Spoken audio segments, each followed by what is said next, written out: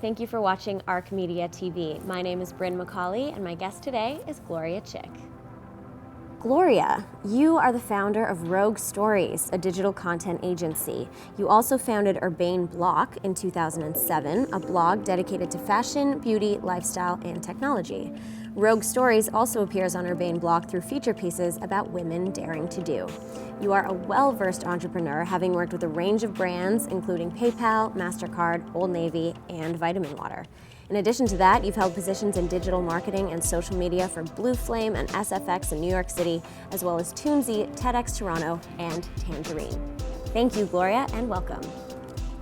So Rogue Stories is your latest venture, and you have some pretty big clients already, like Kellogg's and Corby brand. Yeah. What is your vision for your new company?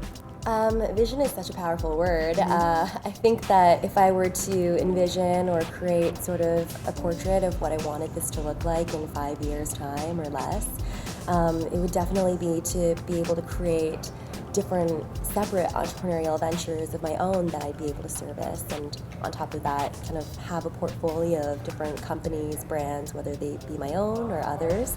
I would love to be able to be in a situation where you kind of create your own playground for different activations when it comes to digital strategy or digital content.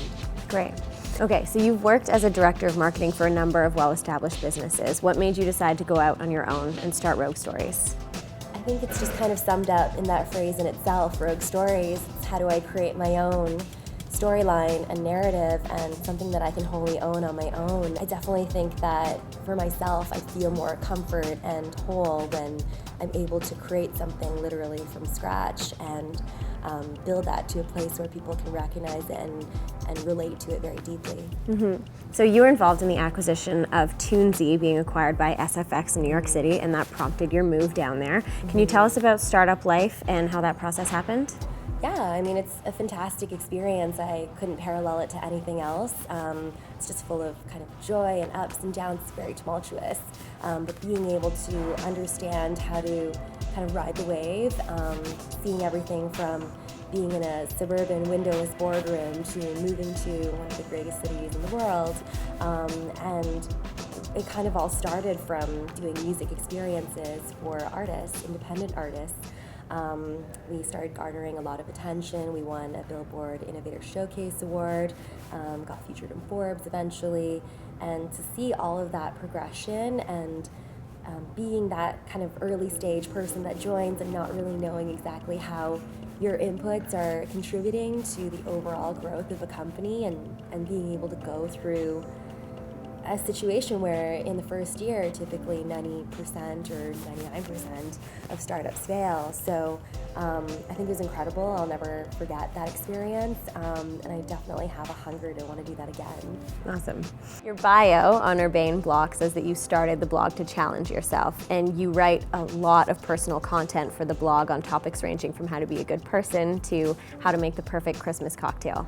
How important is it for you to make your own work while you're also making work for other brands and other perspectives? I think it's important to have your own narrative and your own personal sort of storyline, because that's what brands are approaching you to be able to create. They want you to create something that is kind of within the lens of what your site or your brand or your overall like aesthetic and content is going to point towards. So they're looking to you to kind of channel that to your audience.